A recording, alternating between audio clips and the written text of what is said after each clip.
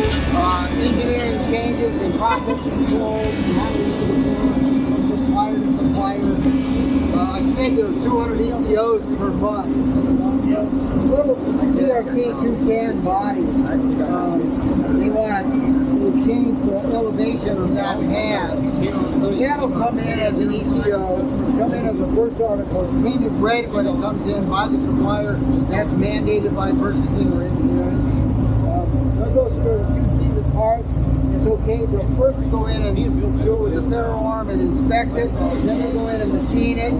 It says okay to machine, they haven't machined yet. And then they'll do the quality inspect. Then they'll go through the prototype build, engineering inspection, we'll do a kit of tires with the group test, make sure it's working the way we want it to, and then it can do the whole process. You have to do an extra process to bring it up to rev or spec? Or the drawing will change. Because you said the step was a different... Yeah, the drawing will change. Okay. But you have to do an extra machining process on those? It'll just change the program. Oh, okay. So in this instance, it's just a program. Okay. But that's a revision level change. Okay. Now, if I change it in a way that was deeper than that, then I do a version change. So let's say these part numbers for us are all 14 numbers. So 14 has 1, 2, 3, 4, Rev A. Once I make that change, it'll be a Rev B.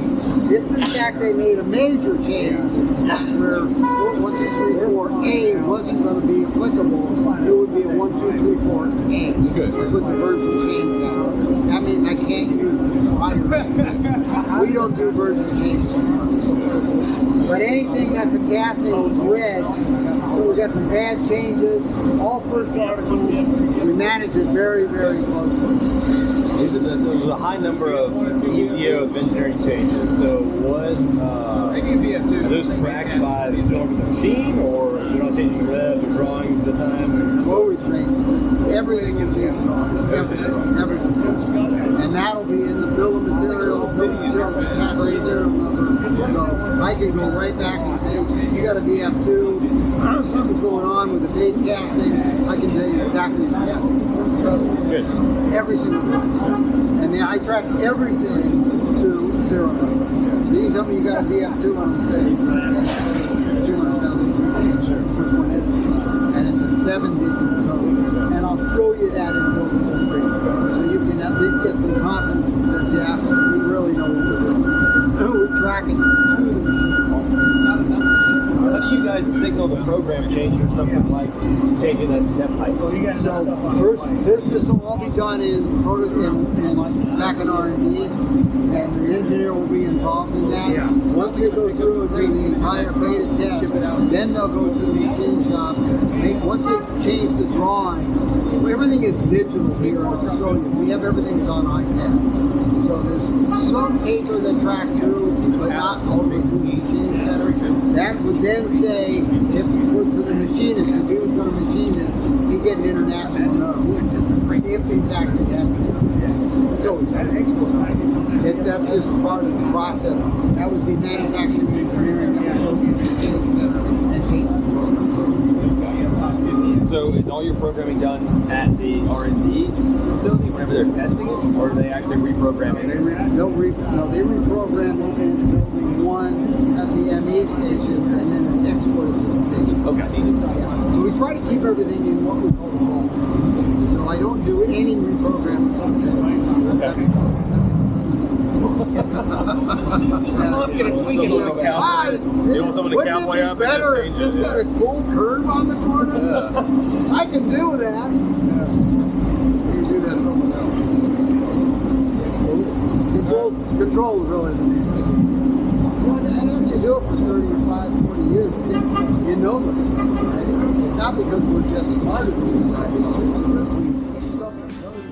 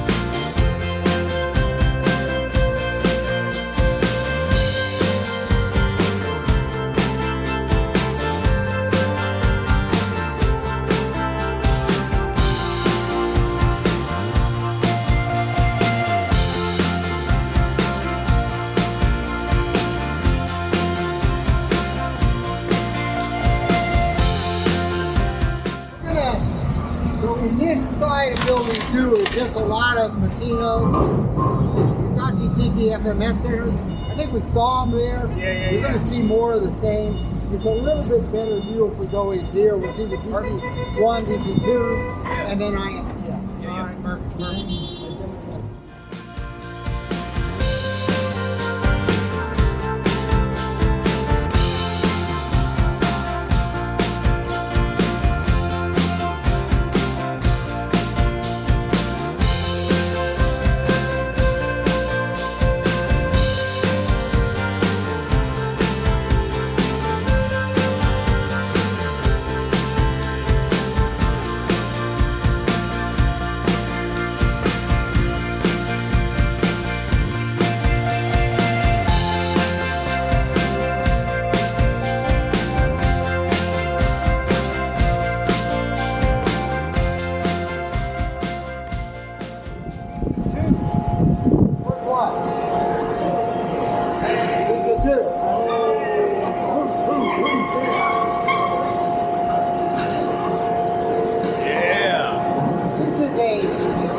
Turnkey machine that we're buying at it. Iron is iron, and we recommend. We sent a team over there. We control linear guide style, ball through style, servo motors that are on it. We've got our own cooler system on it. We've got our control on it. So we buy it as a naked machine. Then we go ahead and put all of the Haas IP into it and key elements that we believe work. We have a team in China that checks it. We sell this at the EC1045. When I think the cruise one is coming in about 45. It's about 2/3 of the cost of the brothers and the Canada. It's the same style. It's about a second. Fast. Not super fast, but it's fast. Really good drill tap set.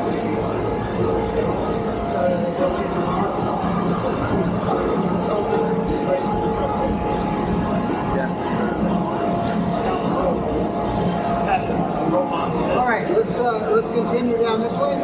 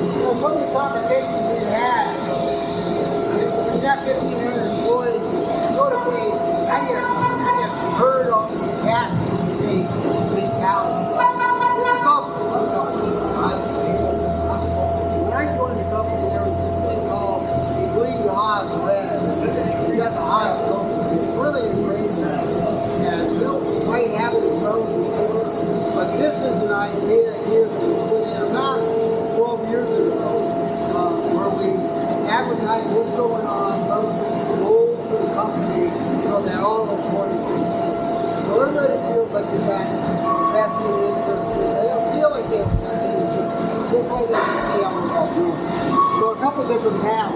Purchase cost, the base right now, the goal sits up at 1,000. Right now it looks like their base is at 0. Not doing so well. Oh, they're minus.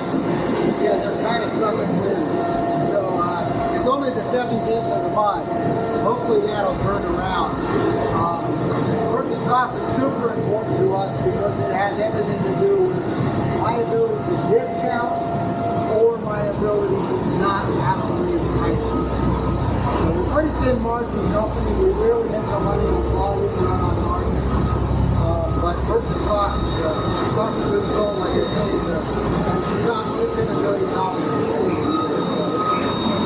Big number. Customer complaints, we list every single one. A complete install of a mist collector, issue with cable, whatever that might be. Every single one of these gets reviewed by the engineering staff. Rotary bookings, a little flat right now. And then I've got invoice numbers. Below the goal used to be 950, current base is 832. I still got time. All of these are indicators that get us to our bonus on a monthly basis. The monthly based bonus is based on a target of invoice. That's our focus right now. Is it the quality, is it the cost? But all the employee units, we got 4 of these now, 5. Okay? Okay, we're going to take, hey Bill? Yes, sir. We're going to go take a look at the HPC. Yeah. Just so everybody can see them. We got 4 of the brand.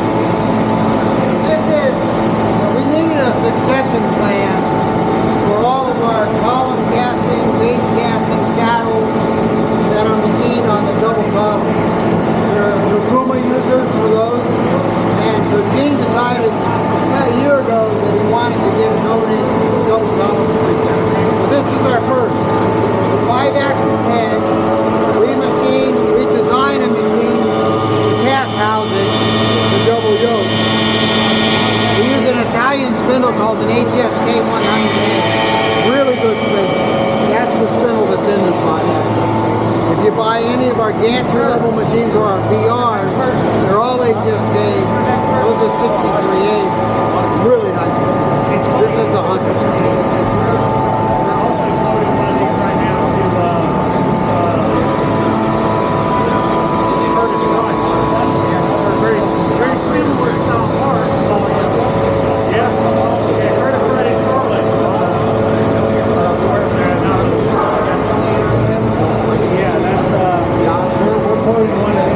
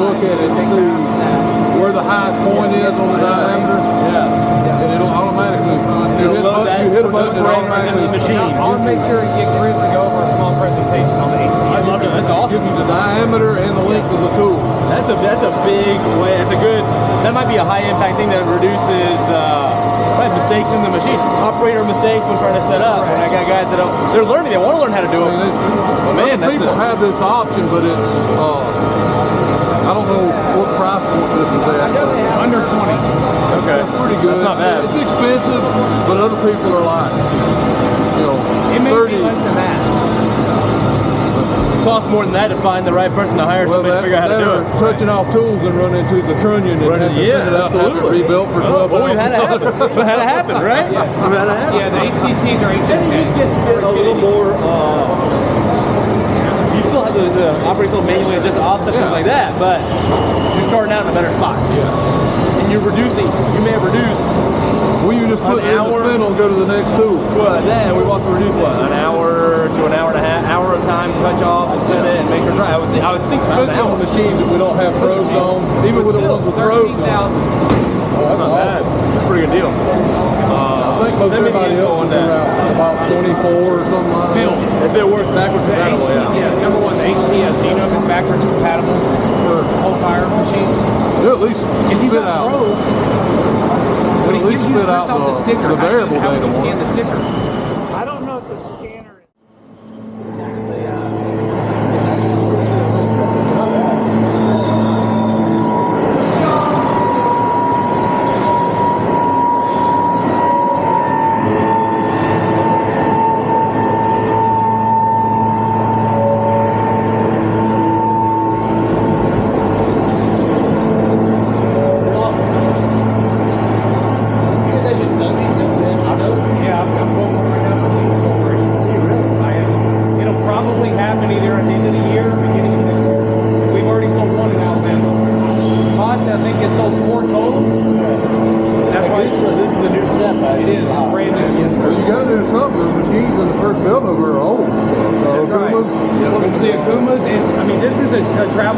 Traveling rails, that's a $2 million Akuma, right? And Haas, obviously, machined a ton of big parts, but the old Toshibas and stuff they can't repair anymore. It's taking them a long time, so this was their answer to be able to machine some of their own product parts.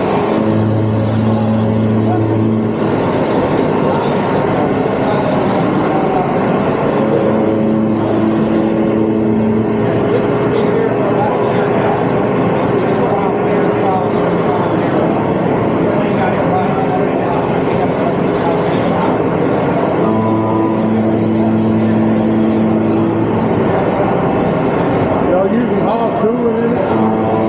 Yes, sir.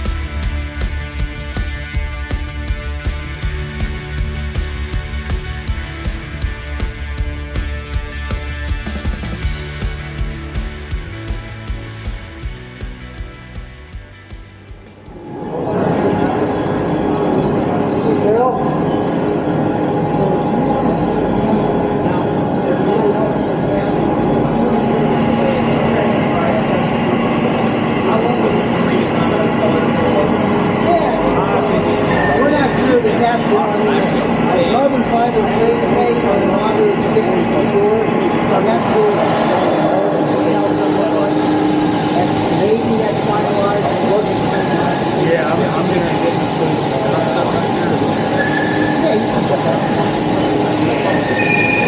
Yeah, so that's going to be the new router that they're coming out with. Okay. Like cut plastics and wood. Doing a surface grinder too? Yes. Okay. Yeah, so this router's like an Etsy, so you know there's lots of Etsy Yeah, stuff. sure. So they're designed at that point, making a router that does wood and plastics for people.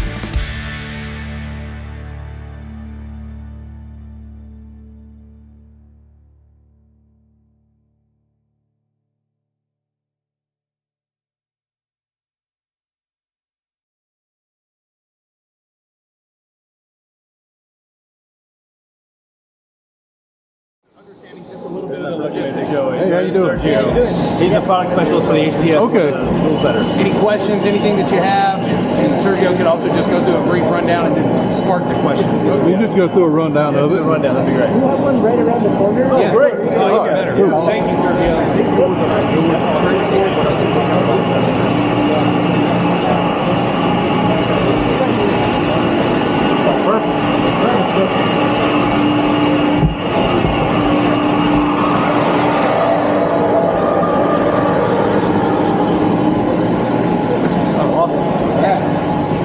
So how in depth do I gotta go? Or You just do like a quick rundown of what process and all that.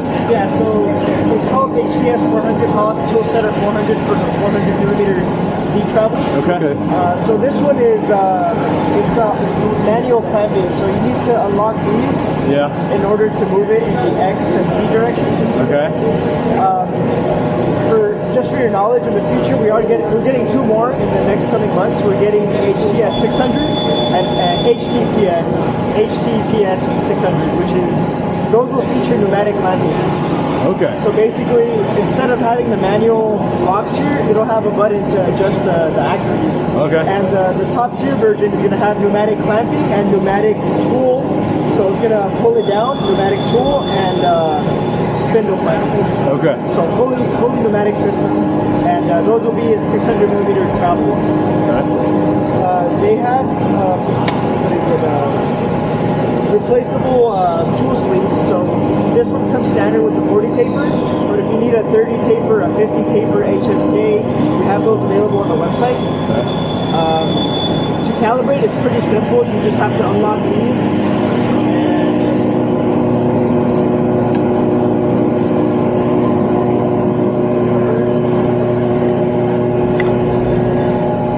Take off the little lens.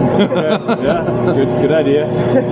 Yeah, so pretty much you would lock it in place, get it into view of this little notch on the sleeve, and you would set your 0, X, and Z reference points. So once you do drop your tool in.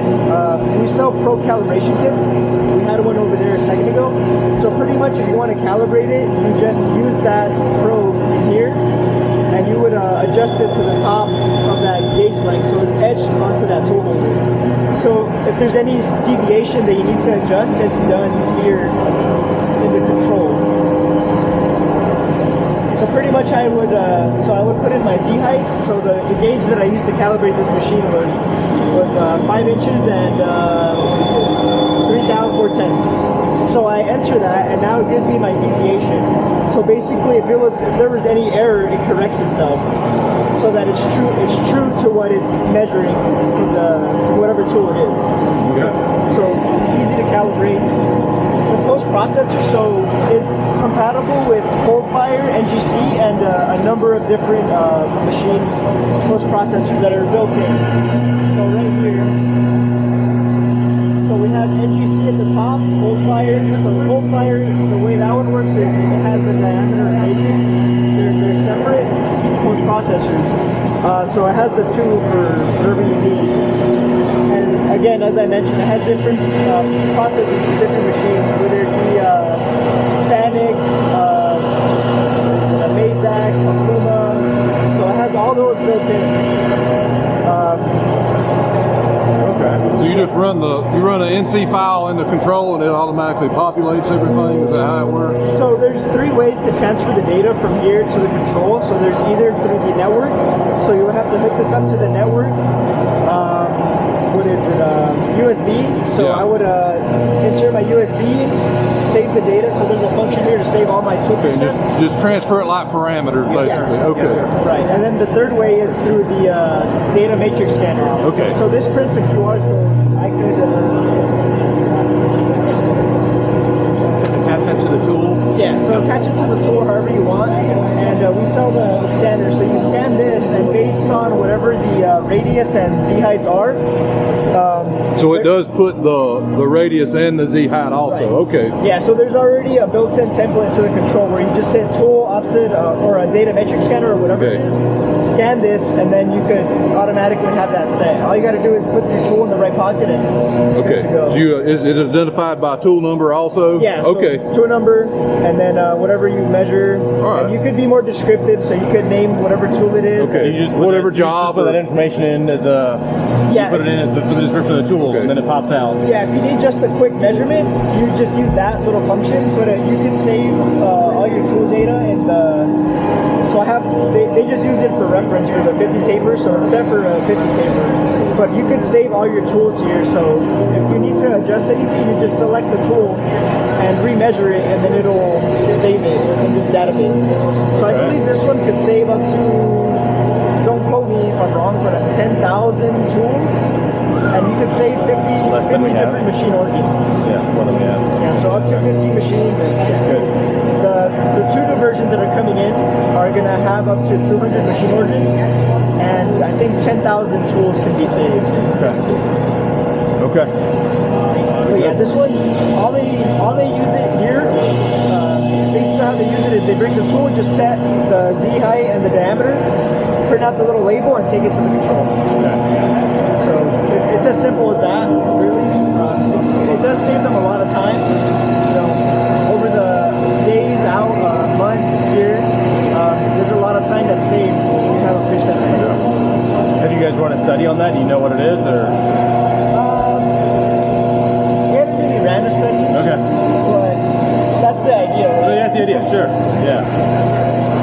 Yeah, it's not difficult to use. It's also built in with, so if you want to train a new guy how to use this, it's built in with all the training videos that you need right here. Oh, nice. Yeah, so they have everything they need as far as setting it up, how to use certain functions and measurements. Okay. I don't know if our service team sets this up. This is a pretty simplistic product to set up. I'll double check, Just but ship it over to us and I we just don't turn it believe, on. I don't even believe our service guy set this up. So yeah, everything is posted on the website. Come level that out for me, and 100%. I'll bring pizza too. Yeah, everything's posted on the website. As far as getting it in the crate and packaging it, setting up, everything's posted. There's a whole how-to, 20-minute how-to video, how to set it up and connect it to your machine. So it's pretty intuitive for the most part. all right. Very cool.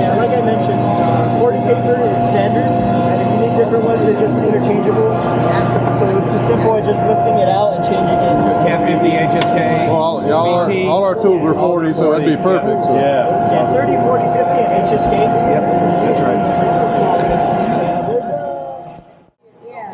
At 3:30, that's what we'll do. Okay.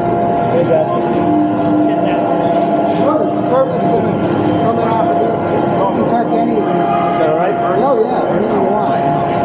Nice. Coming right up. We do stone everything Sure. before we put the guides on. Sure.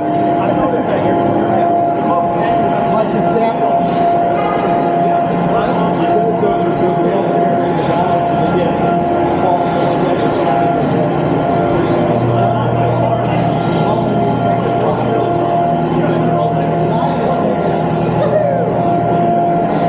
How many times have you been through here?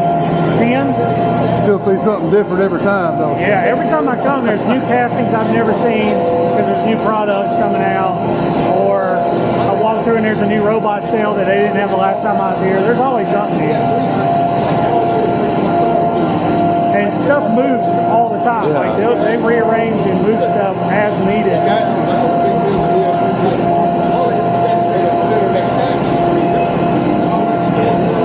So when we get in this building where you're seeing some more assembly, pay attention to all these rolling carts with all the PVC pipes on it. Okay. That was something that an employee on the floor thought of a long time ago. They were trying to figure out how they're going to get all the sheet metal components to the casting. And he sat down and just sketched it out and was like, we can make these pretty cheap out of PVC. Yeah, it's cost effective using Yeah, PVC. and then now that's, I mean, look, that's all they use. Yeah.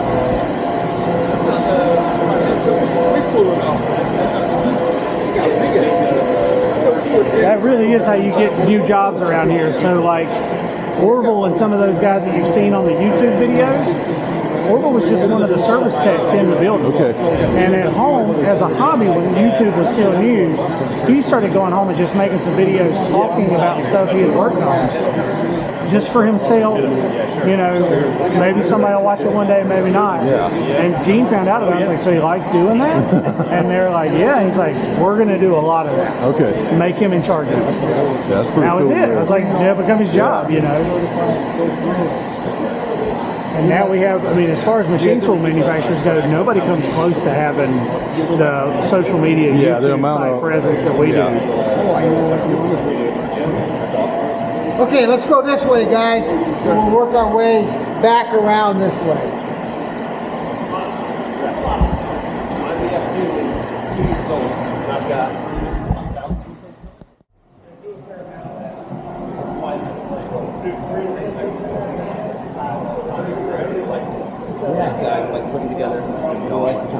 Yeah, they're pretty focused and there's not a lot of heavy equipment. Okay, so the first thing when you place an order with Haas, the very first thing that happens is that you get into the production workbench. 2 weeks before the casting will hit the floor, the control gets built. Every control is species specific to a sales order. There's no vanilla control. Might have 2 amps, might have 4 amps, might be high voltage, might be low voltage. There's all sorts of special things in here for your order. The way we track it, so this is a BF2. I was having a conversation with somebody that said you got a BF2, okay, great, there's hundreds of thousands of them, there's 100,000 out there. The way we track it is we track it to a 7-digit number, 1208976. And that number is attached to your machine and the history. So if you happen to call Matt and say, hey, I got a problem with the machine, the first thing he should be asking is, what's the serial? And we can go in, service applications or sales, and go in and look at extended history, and I can see everything that's ever been done to your machine that we're aware of. You know, that's really important to go through the service department because it just keeps everything straight. You're not going to have, well, I kind of had to go off the reservation for a while, and service guy shows up and says, I don't know what to tell you, Bert. We didn't do the work on this. Bad idea. Hopefully, you know, we don't look at service as a profit center. We don't look at spare parts as a profit center. Mr. Haas came to me one time and said, hey, Chris, I need you to go to, I think it was Maury Siki, and we needed a new spindle. Our spindle for a Haas machine, if you had to replace a spindle, $5,000 to $7,000. Maury was $27,000. So I called the director of materials because that was my position. I said, hey, you know, we don't have to be enemies. We're both in the industry, we both support. But this is freaking nuts. $27,000. And he said, I don't know what to tell you. Take it or leave it. You need a spindle? $27,000. I said, yeah, I need a spindle. It's probably the last spindle I buy on you, asshole. Amazing that just to be rebuilt is like 12 grand. Yeah. It's unbelievable. Yeah.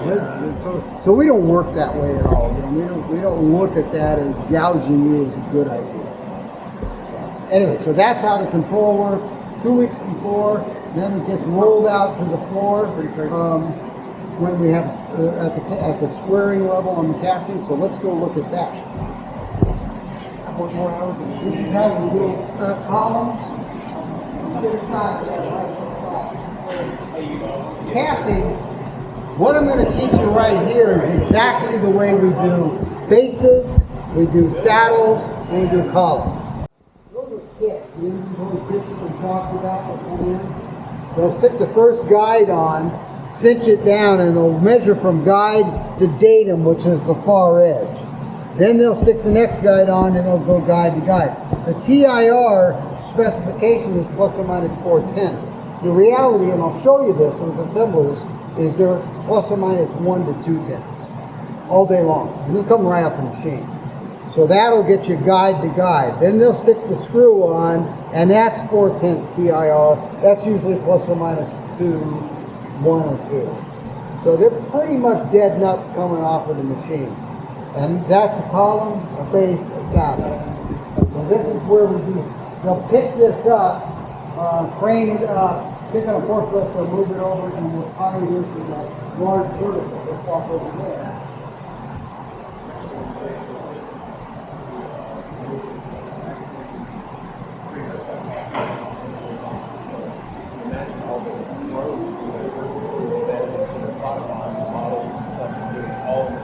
You see something? I guess that's probably a V.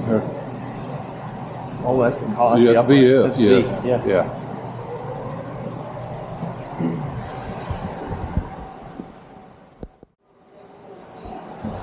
Again, the process 1 to 14 is identical for building the machine up. Starts with the base casting, level. Once it's leveled, you start the assembly process, which is the guide the screw. Everything is measured with the drop mics, and all of the readings are plus or minus 4/10. We rarely exceed the 4/10. I don't remember when a machine had to go back to 4/10. I don't know of anything, at least within the last year. So base casting, saddle casting, everything's in, and then mount the cable. Once we get to that level, then the column will go on. The column will have the control hung, then the side mount tool changer. Spindle head is usually mounted into the column. Let's go around this way. Chris, at what point does a base casting, when the moment a base casting gets pulled, does it have a tag with a serial number? Or does it, once it gets controlled, does it get a serial, like when does it get assigned? It's assigned in the production workbench for a serial build. Okay. It'll go on the floor to be serial number 1, 2, 3, 4, 5, 6, 7. It doesn't have a serial number on the base casting until that control is attached. So once the control, then it becomes, Then it's a known entity of a 7. which is like when we turn in an order, it has a sales order number, but we don't see a serial number pop up till a week or so once it's on the floor. into the build, because once it gets control. We don't put the serial number attached to the sales order. It gets attached to the control, and the control gets attached to the sales. Yeah, that makes sense. That works. Yeah. I was kind of in my mind already thinking that was the case, but I just kind of wanted to verify. First, I have to read out really the control that's required. This base casting, right, nothing other than once you meet them.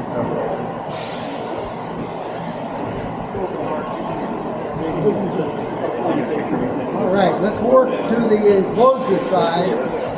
Actually, I think that's HSK. Is it? Yeah. It's still small. It's the smaller size.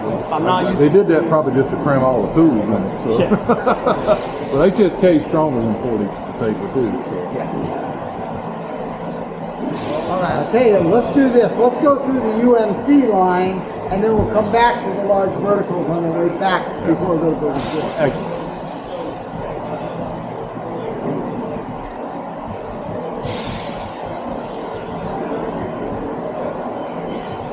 We talked a little bit about a 5S process, just to make certain that we can stay organized and efficient. So everything at Haas, we've got side-down tool pins, we've got spindle motors, we've got new lube cabinets. You'll see this in building 1 in spades. It's a little simpler to follow in building 1, but we really do try to stay super organized. Don't repeat. Try to stay this really good. Yeah, exactly. I mean, the reality is,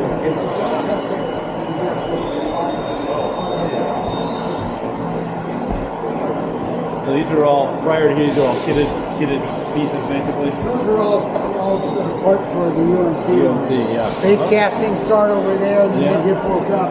Once they come onto this line, they won't have enclosures until on this line. So this is our 500. Where's the sales guys? Bill, there's the 400. There's the brand new 400. This one right here is a 400. That's brand new. So this is the smallest. This is a brand new machine. That's number 1. First one we've ever built. So TRT 210. Cool little machine. So the first ones we came out with was called the 350, and it was a Frankenstein machine. We used the base and the column out of a DM. And so this is a completely redesigned or designed UMC. Well, it's got a full casting for the Spindle cover. Here is there's a ram on that TRT. Oh, wow. So the TRT's moving in and out. Pretty cool. So it really is a shrunk down 500. Yeah. Wow, that's I don't think you don't have the same swing as a 500. no. But I'm amazed it is. You got a casting for the spindle cover.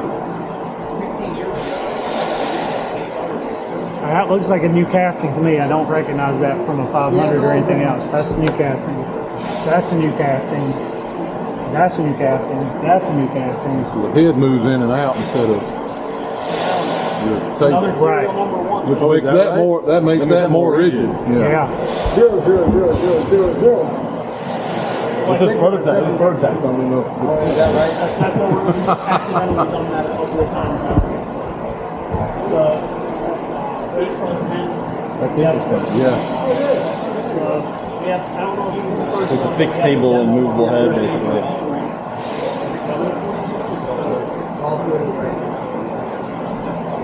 You know, this is still going to be sub 100 print, and it's all unique beef parts.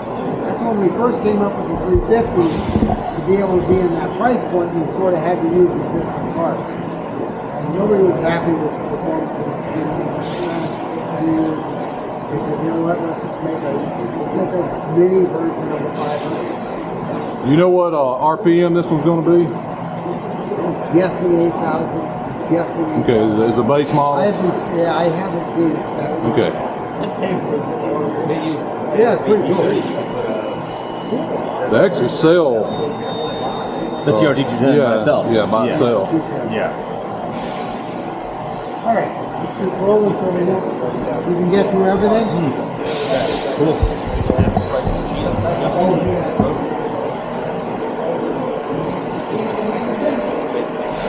$500. Oh yeah.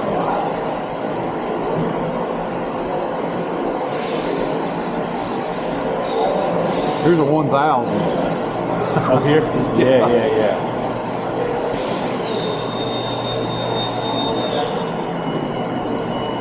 Definitely bigger. You got a little more room in there. A little more. Look at a rotary on it too. Oh, yeah.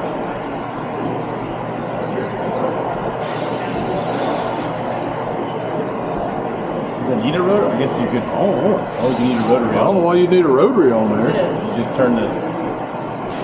It's the boarding version. Oh yeah, that one doesn't have a table on it. Doesn't have a C-axis on it. Huh. These are for making. It's the P typically is the designation for the 5-axis with the rotary on it instead of the C. Yeah. Because it is like 40 for like cylinder banks. Yeah. I got it. They did the same thing on the EC series. I remember I seen a couple of these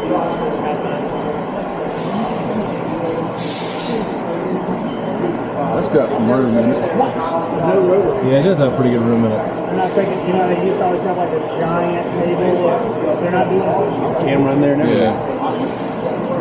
Yeah, that's an option to buy. Yeah.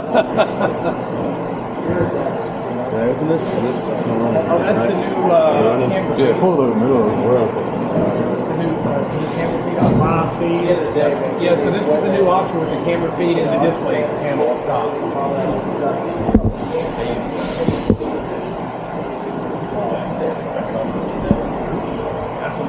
Use the what? I use Now that's neat. See how they got the vise attached to the sides? That's your first stop, dovetail. That way when you're pulling a part out, you're pulling a complete part every time.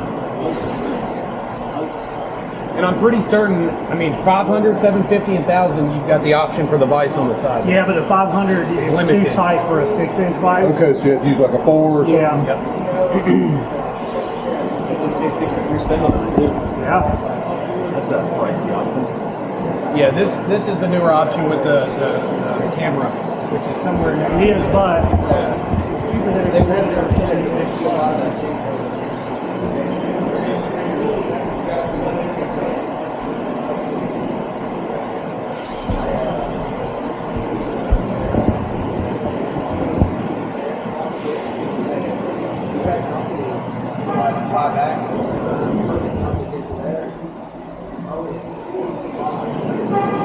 Good?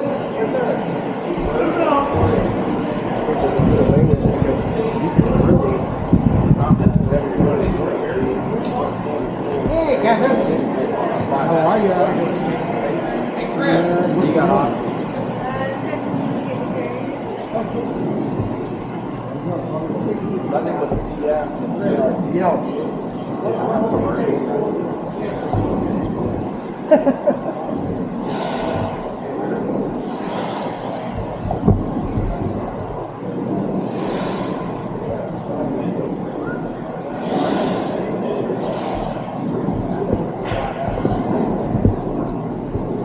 There you go, man.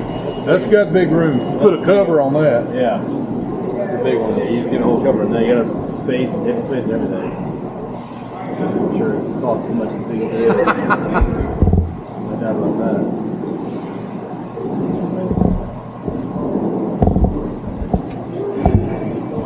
That's a cool machine. Go that way. Yeah. Travel. Yep.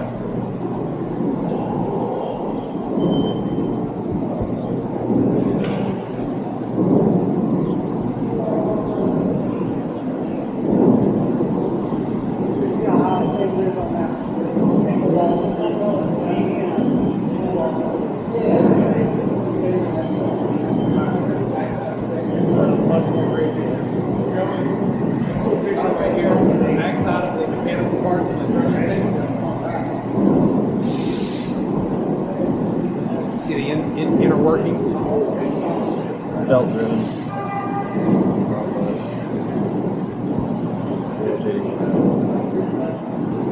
Now, I thought it was cycloidal. Is it just B-axis or B that's cycloidal, or are they all similarly driven? We will ask. They change a lot. Okay. I mean, as he said, they tweak. Gene, so you have 300 engineers, they're not allowed to make an approval. They can't do it on themselves. It goes to Gene. One of the gears is cycloidal, I'm pretty certain, but let's double check and ask. either way, that's cost effective for the customer and for the manufacturer because the parts are cheap. Right. That's right, and it's replaceable. And it works. That's right. That's right. When it breaks and fails, we can replace that. Where a cyclonical gear. Yeah, you don't want to have to replace all that. That's a big thing. 70, 80, 90 grand probably. I mean, today's world, maybe a little bit more.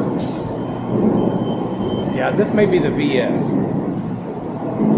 So the guys over in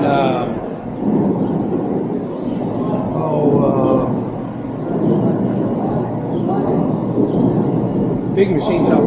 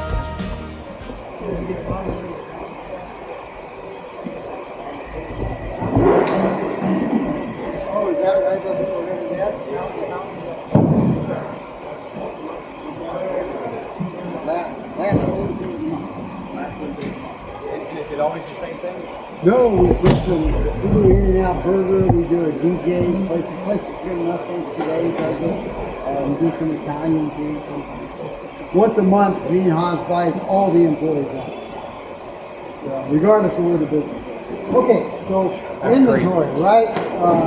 Taller building than everything else.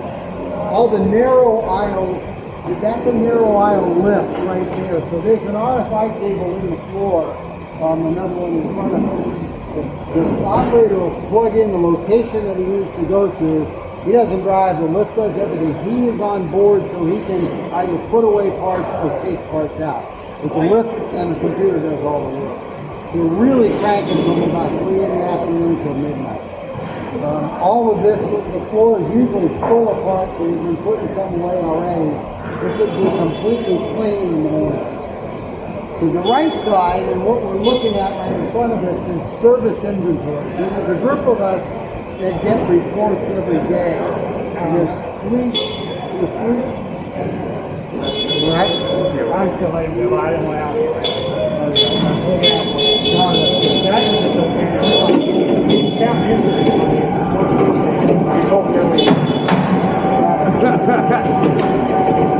So we get a report every single day that talks about service requirements. The first requirement on the front page is any parts attached with the HFO and attached with the customer name that the customer is down and the HFO doesn't have the replacement part, whatever it might be. And in some cases, it's 30-year-old machines. 99.3%, that's the number from yesterday, of 99.3% of the time, we ship that missing part that same day. I don't care if the order comes in at 2 o'clock in the afternoon. I need to ship it that day, UPS ready my to keep you up and running. That's the commitment that Haas made. There's nobody else out there that does that. There's a lot of good CNC machine manufacturers. But when it comes to service and keep you guys up and running, we really put our money where the mouth is. That's what we did. The second list is everything that the HFO says I'm running very low on this particular part. And we'll run algorithms. We tell the HFO what they should be carrying. That product ships out within 3 days. The last is a nice list. But that list comes out every single day. Shipping guys, Eddie, Joseph, these guys are freaking great. Really, really good. All service inventory is up in the page, and again, everything that's packaged is going to do. So for the narrow aisle, is that like nothing over 50 pounds in those because they're lifted by hand, or is there like a retrieval? That's a great question. The lift has the ability as a forklift that can either go this way or this way, so there is no 50-pound limit. But they will go into those boxes and take parts out. So if the part itself is over 50 pounds, it may not be enough. We don't have a lot of parts here that are up in that rack. I mean, we got spindle motors and things like that that are heavy. Linear guides, ball screws are all going to be down on this side and we'll go by that along the chip conveyors. So something that large that can go into primarily small piece parts. Hey Chris, Yeah. What's the overall value of the parts that you house here? 150 million. 150 million. Wow. And that's all carried by Haas. It's not carried by the customer. You don't buy into some program where the HFO has a stock on something. Gene doesn't want, Gene is told when they ran the curve, he says, I don't want a lot of products to go in the ran out of parts. That's when it came up with safety stock. Because when I first inherited this thing, I shorted it. Zero. How long has it been short? Zero. It's been shorted zero for 2 weeks, bro. I was going to do that. Wow. So that's what the safety stock is saving. Alright, let's let these guys go. No, looks like that.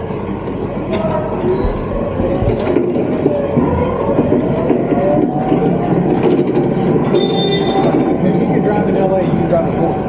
Yeah, exactly. Okay, let's go this way.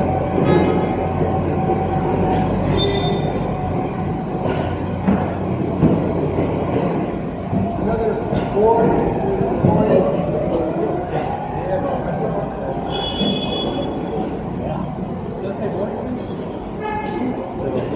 He's carrying. Almost there. He's carrying. It should be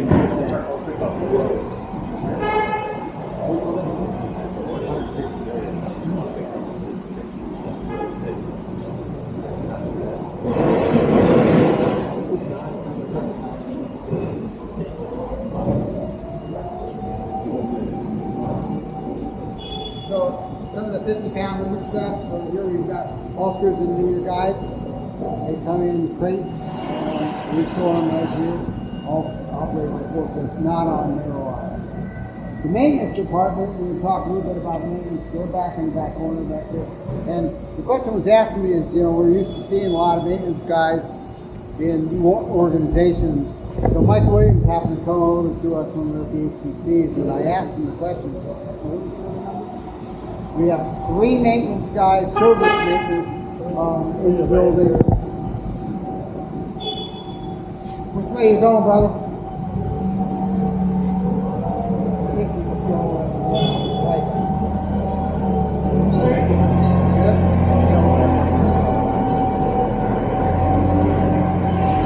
So we have 3 maintenance guys that service Haas machines.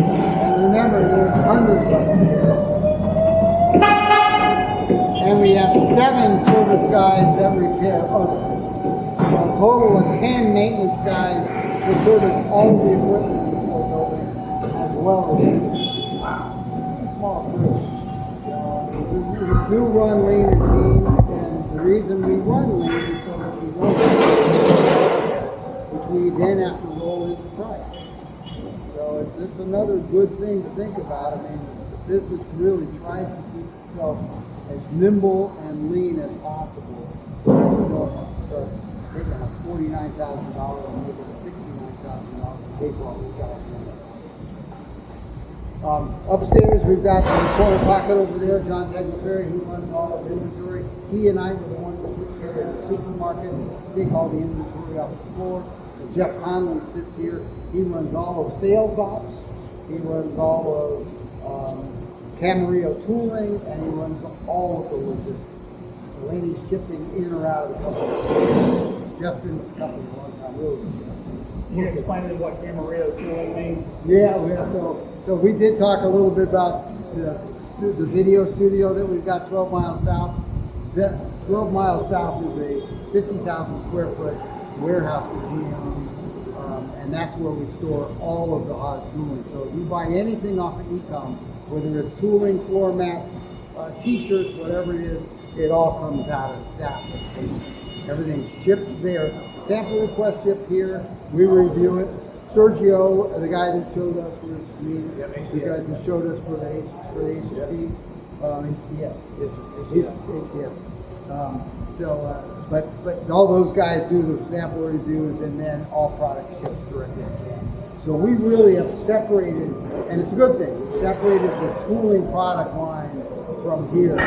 You know, we truly believe that too much is too much. So I don't want to confuse everything, so we do that. Now, that's going to be a Haas forklift. That's heavy. What'd you say? That's going to be Haas. We're going to go private label, we're going to private market that. Those forklifts will become Haas. We're going to be a one-stop shop. Is it going on the website? As soon as we get it all worked out, yes.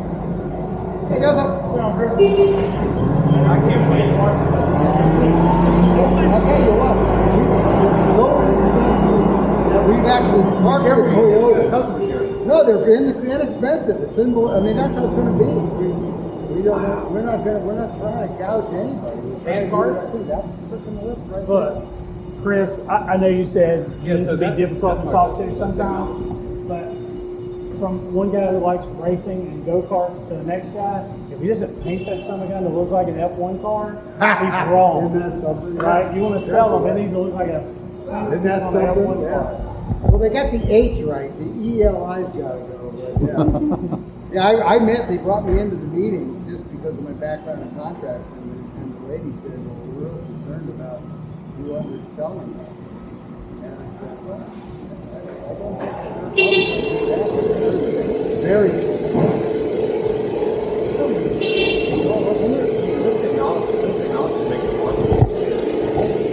Okay. All right, let's go to building one. Building one's going to be really fun. So we'll sort of start at the back end, just because that's where we are. But this is the packaging department for all the machines. There's DC1. They all get packaged the same way. The machine will be picked up and placed onto a shipping pallet, which has a barrier bag on it and a tarp. Once it's loaded down, the machine's already prepped on the line, so all the cosmoline, the rust preventative, all the spindle head and any moving parts are all blocked in place. Those are the red structures, so we use red blocking plates so you know what it is when it shows up. Once the machine gets into this case, we'll go ahead and load up all the options onto the pallet that go with the machine. and we take a group of pictures. We take the pictures so that when the customer or the HFO calls us and says, hey, we don't see the coolant pump, we don't see an option that we purchased, we make certain that all the part numbers on the outside and it's in the picture. It's not because we think somebody's trying to get a free one. It's when you're doing an install, it's chaos. Stuff gets put on a shelf and no, it's there. There it is in the picture. Or it's not in the picture and son of a gun. We'll put a couple of cans of desiccant inside. The barrier bag gets pulled, gets seamed, and we pull a vacuum. It should be, it's really sophisticated. It's a red shop vac. and we literally pull a freaking vacuum. So we suck all the air out of it completely. Finish the seaming, wrap it with the tarp, wrap it with the cellophane, and it goes out onto a truck. That's how every machine is packed. Every single one of them has the same process. You see some of the options on the top of that machine there, ready to roll. Okay? How long do your finished machines sit in the shipyard before they move to the truck? Same day, next day? It depends on, if it's going on an export and there's not a pre-booking, it might be a couple of weeks. Primarily domestic same stuff. day. All domestic. Domestic stuff is same day. Everything that we're looking at here, we used to have a country labels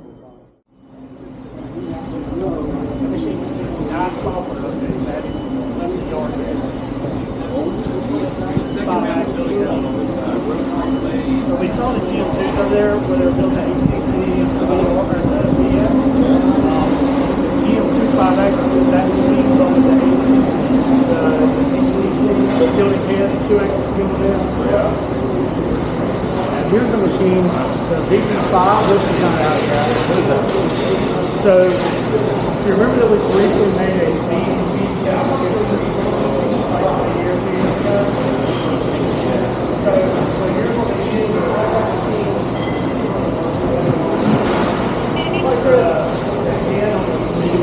Couldn't take an aggressive blade cut. So even though I had like an ST15 spindle on it, you couldn't get cycle time like you would on an ST15. It looks like what they were They had the machine, they had the casting, they got the software worked out for the tilting head. So this head will actually turn and go below 90. Oh yeah. Oh, I did talk about that. And it had a lathe turn. Well, it couldn't use lathe turn to work with.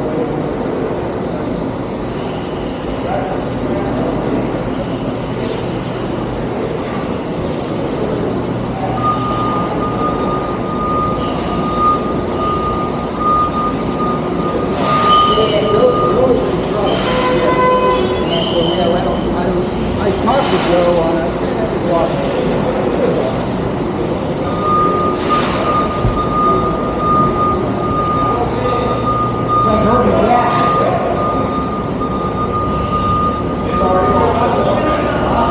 Sorry, we had to talk about a TV. You know we can see one of these. Yeah, well, that's the only. Is it? Don't step back, don't step back.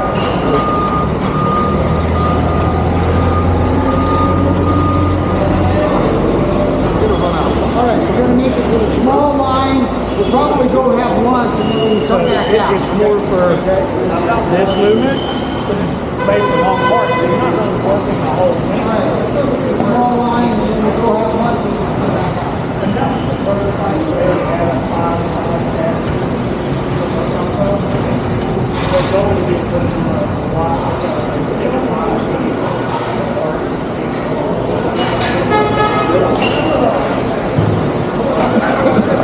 yeah, that's what we're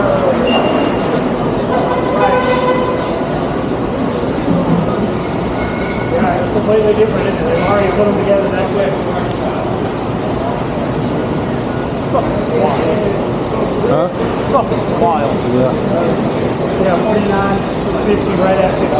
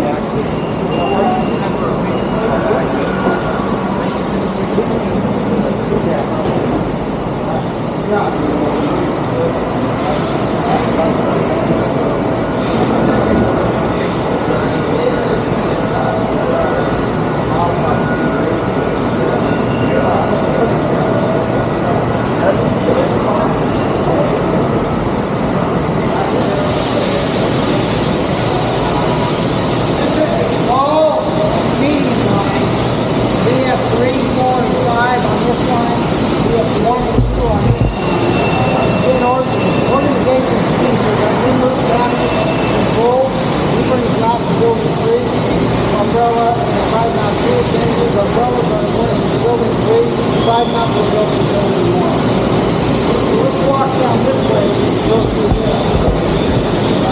You got a hot cobot back there, deburring. That's the one over here behind the little thing. Deburring. Is that what it was? Hopefully it was the holding launch or is it deburring also? It's holding and turning and deburring. Just up against the wheel. Flat wheel. The base casting level this. Guide to taken, guide to guide, guide to ball through, and saddle the same way. How do your numbers look? How do your numbers look? Where they're at.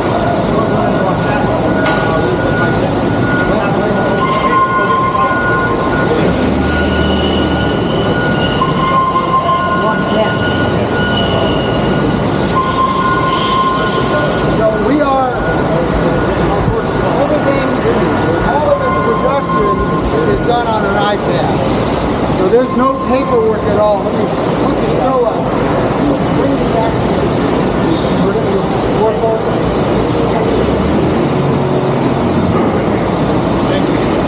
So he's got everything that he's got here except for these ones, but he's got the whole work order. He's going to do everything.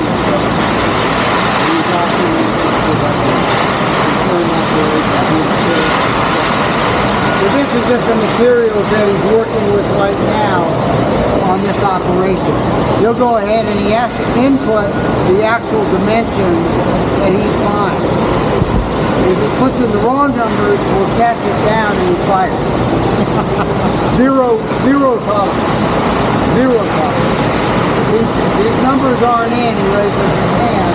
The guy in the blue shirt sitting at the desk will come down, Glenn will come down and take a look at it. But everything is logged here. The beauty of being digital for us is that if we do an engineering change order, it's immediately seen on the work order. If it's on paper, and I was on that committee in 2006, before we went this route, we would have to come to the floor and find the work order and either pull it back or rework the part. Zero.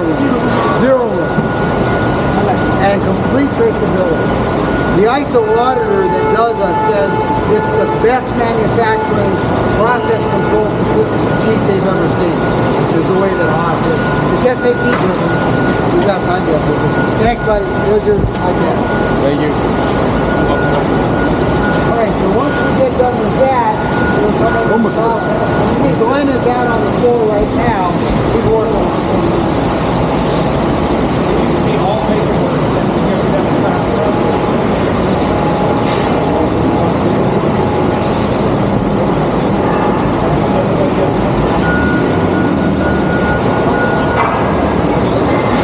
Randomly looked at something earlier and this came across my screen. Do you think this would be useful in putting in covers that in and out of the Maytag? That would probably help. Probably help. Like we can stretch it. From having to do extended Ports and all this stuff, and it's we're getting close to the machine. It just feels a little loosey-goosey to me. For $500, I don't think it's a bad deal. You got one thing instead of both four. Yeah, you can still take both things, just hook them together or bolted and put the things in. You slide it into one. And, You just got the arm getting there to the machine. Just the arm will get in there instead of the port. Yeah. Right now, the one we got, it gets close. It's close. Once the machine is done here, it picks up and spins over to Whatever we were doing today. Oh, yeah. And then it hit me. I'm like, now I'm kind of learning when he answers. Like, when you've got stuff that you've got, like, just hammering. How would you know? Right? I prefer more games, but I don't. Of course. I feel bad now. I got kind of tickled when he said if they make a mistake, you're gone. I thought it was joking. No, they're serious. If you make a mistake, you're gone. Because mistakes here are pretty expensive. Especially if it gets out the door and nobody catches it. They do not want it to come back. And occasionally it does. They've gotten harder to send stuff back.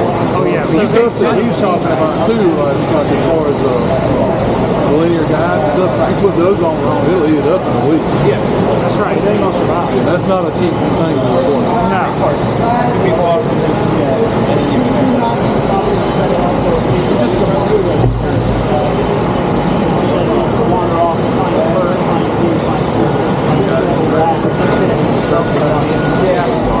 That would be good to actually look at.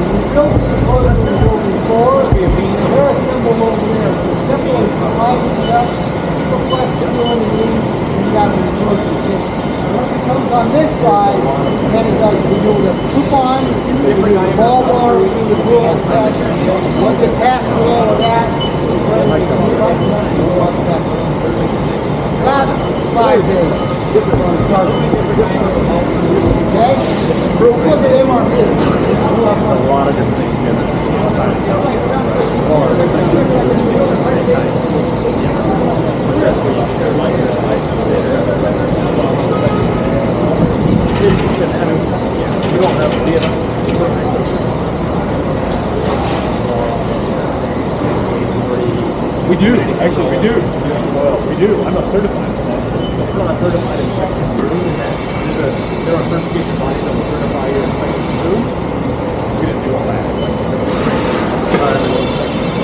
I just go out of it. So this is the material review board for anything that is identified as faulty in the field by a service tech, and it's all brought back here. You plug into an incoming area, clip on it, and run the department for us. We will take the part, identify the part by senior project engineer. That's this guy. Thomas is our rotary guy. Sal right here,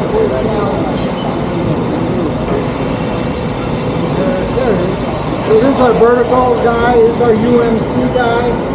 So the parts will go into that area. These engineers get 30 days to get the part, give it to one of their sub-engineers, test the part, validate that they can find the fault, issue corrective action, and get that corrective action to the HFO and to the customer. There's times there's no fault found. You look behind you, you'll see a chart there that says top 20 service techs and bottom. The difference is no fault found. If there's no fault found, the troubleshooting may have been faulty and there was nothing wrong with the part. And we're still trying to get through this. I don't see a lot of Phillips guys on this. This is a full list of all of the engineers. This is the countdown on days.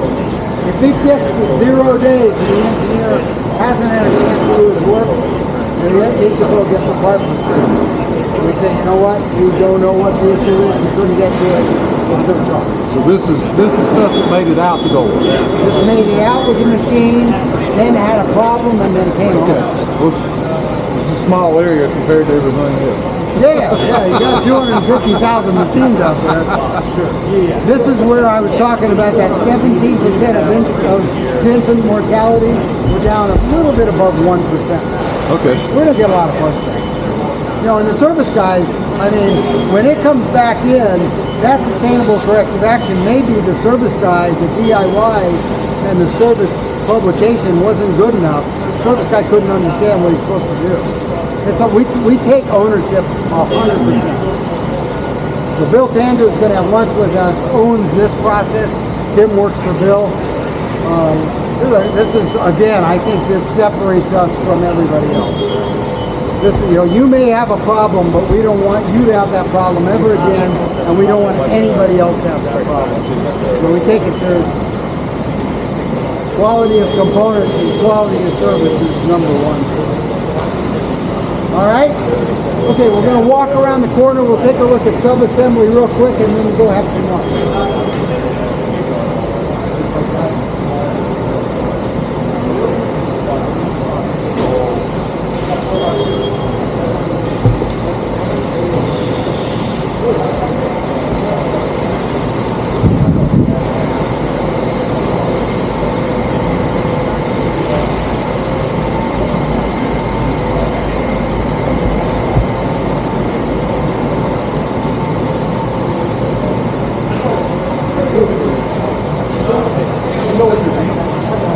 Okay, we're going to go through sub-assembly. 70 plus one.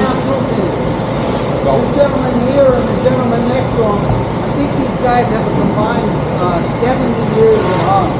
Both been here a little longer than 30 years, and this is what they do every day. We don't rotate and roll. We get your sub-circuits on electric. Here's that 40 cable pocket housing that I'm talking about. Coming out of nice, great looking gas station, and 50 cable. Sub cap. These are ad caps or something? Ad cap. Ad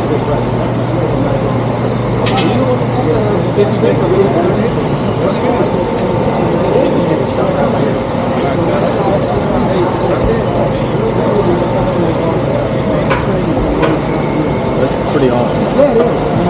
This is the casting coming out of Canada. Really good.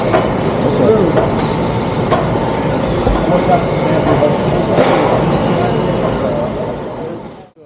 Really eat them up. Yeah. And it's like what gear? Okay. So that's the most difficult machine part they make. Yeah. Yeah, it's really cool. Yeah, I think it's just like roller bearings. It just goes in there. Just go in there? Yeah. That's pretty cool. Okay, we're gonna get lunch. Do it. It's the motion that you get with that, from that, with a belt and gears. You only kind of kick the engineer in the head who decided that a cycle gear was a good idea. Like, let's just make it really complicated. It's real rigid though. It's very rigid, yeah. All right, guys, lunch.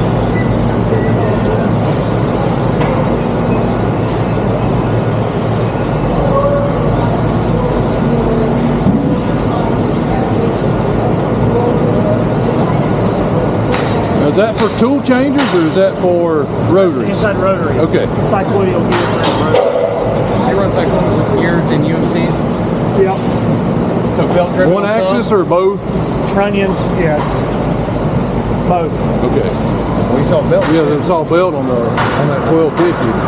underneath the table. Yeah. It may be driving the cycloidal gear is. though. I think Yeah, so.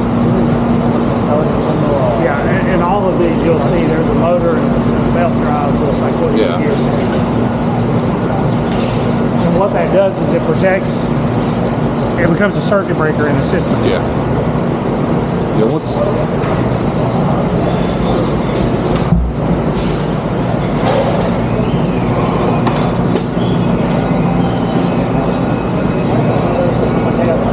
Oh, a tiny one there.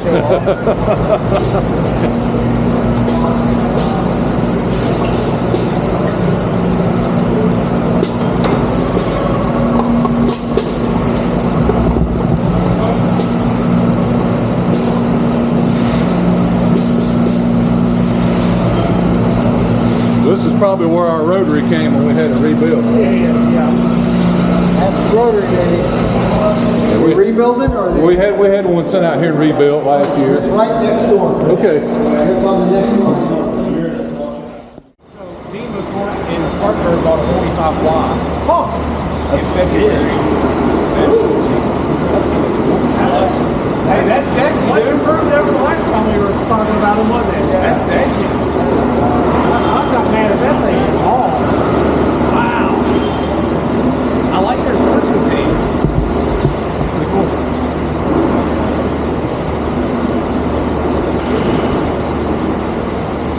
I'm not mad at that thing at all. It is one of these, as you introduce things, Not officially for sale yet. do this, surface scratcher, and CMM.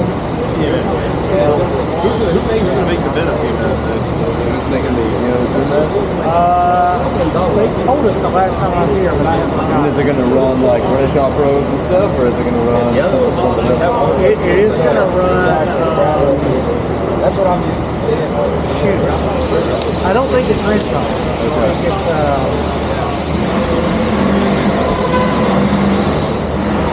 Matt, do you remember we were here last time and we went in this other rooms and we saw the CMM? Do you remember him saying like do something?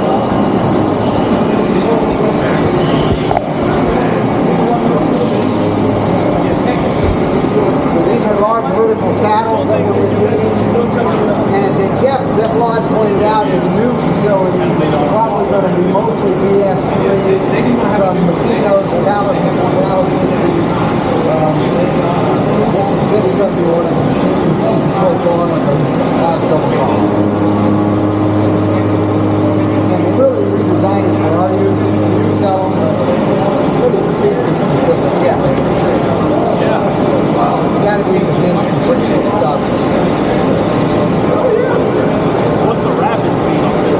Variance on that? I'll get that. I don't know if I'm gonna get it. 800. I think, yeah. That's just strictly up by That's what I think. I didn't think so. 800. That probe was unbelievably small back there. Look at how far that grab in the brake is detected.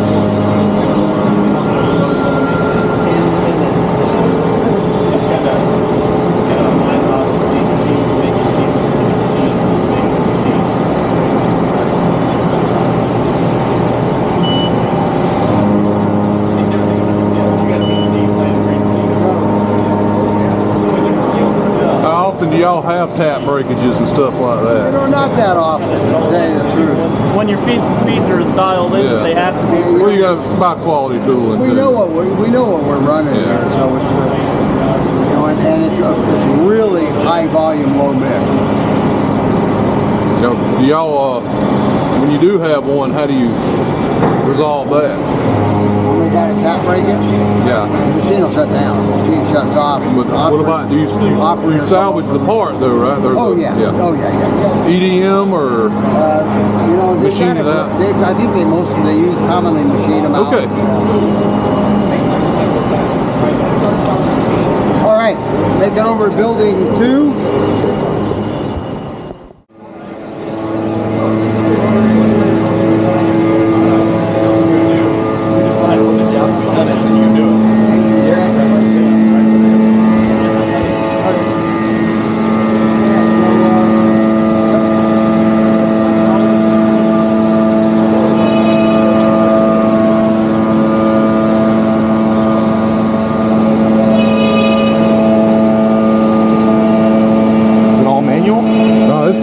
manual or automatic. Okay. All right. Sweet.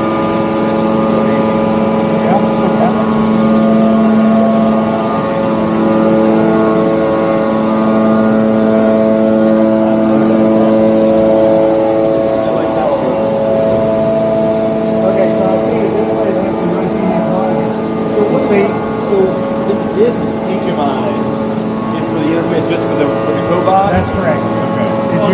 It's your teach pin down. I have never once used that. But so what Hans has done with the cobot is they also are tying it into templates, just like with your probe routines, and so you can actually move the robot using the remote jog handle. Right, just I saw the gentleman doing earlier. Right, so you don't have to use this because that's probably the more like natural. Right, you're going to already be more comfortable with controlling things that way. From what I've learned playing with ours, it's a lot easier just to use that. Because it's already, you're already at the control. It's already in your hand. I'm using the free drive. The only time I'm actually jogging the thing around is when it's real close to where it's got to be anyway. Okay. Okay. So you all have one of these too? Yeah. They have the very first one to leave the serial number one again. Yep. So this is fully pneumatic. So you have the pneumatic axis. So Okay. left to right. Performance. Yeah, you have the knobs right here. So you have the pneumatic clamping and the spindle clamping. So right now I can rotate this. Now it's locked in place. And it comes with these pull rods. So they're for BT and CT, the different pull sets that you're going to need. So you would just pretty much slide it in and then drop it in here. So if I press this, if you look inside, there's a little pneumatic system. Yeah, okay. The lock's in place. I got you. Yeah, so that'll pretty much pull the tool down, and it does pretty much the same thing the HTS 400 does. I would just say it's a little bit more reliable. The 600 is? Yeah. Yeah, so it'll pull it down, and I want to say that it's more repetitive, more repeating.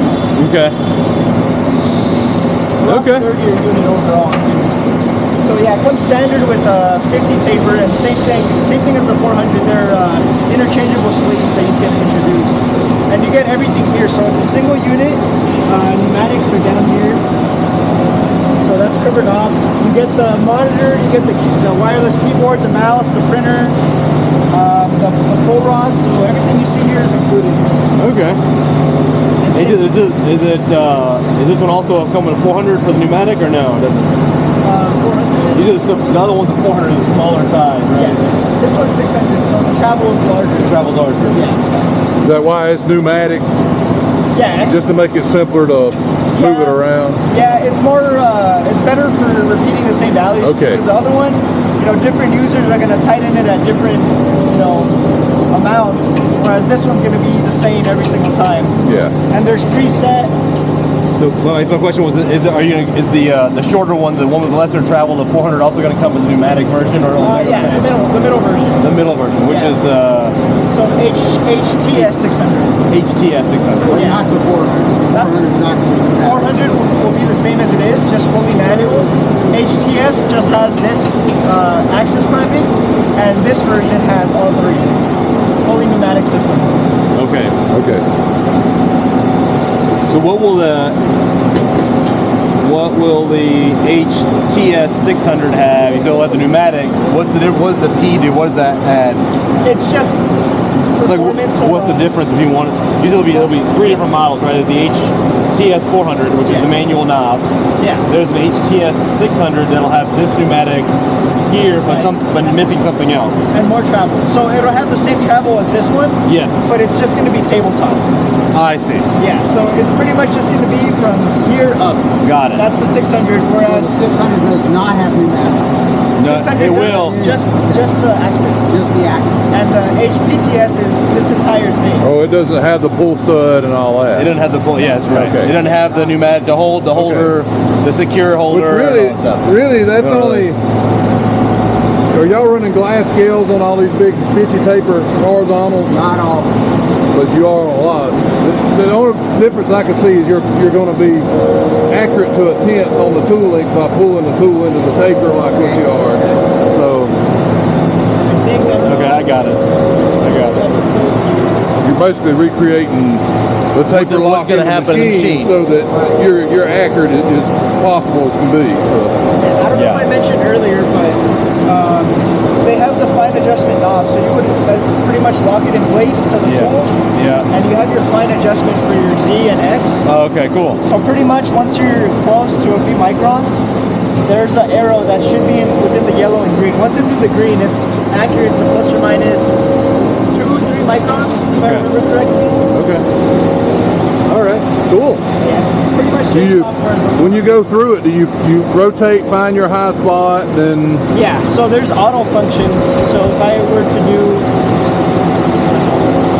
maximum access, I would pretty much get my tool. So I'm gonna try this right now. So right there, I picked up the edge. So if there's a high spot, it'll pretty much, it'll find it. Okay. Obviously, it's like not perfectly safe. Yeah. But it'll adjust. So that you can do that for the X and Z. So let's say my X and Z, I need to get them in different views of the camera. I can lock the values too. So that's locked. So now I can move it to my Z point.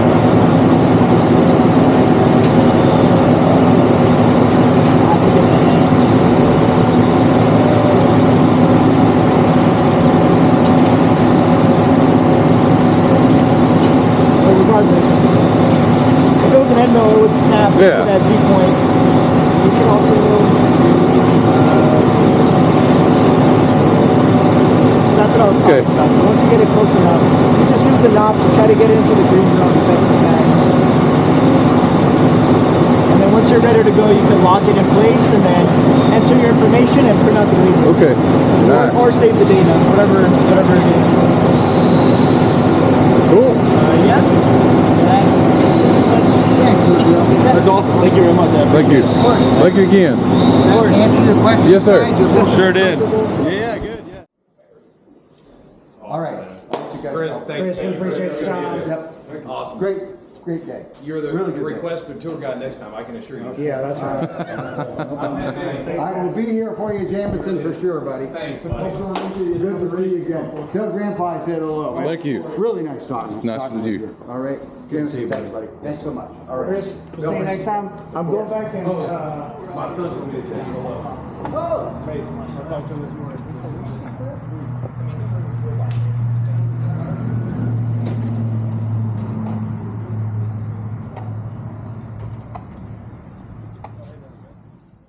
Everybody takes off. Let me get a shot of you, and y'all say your name and your company. Alan Zorden, Ferguson Universal.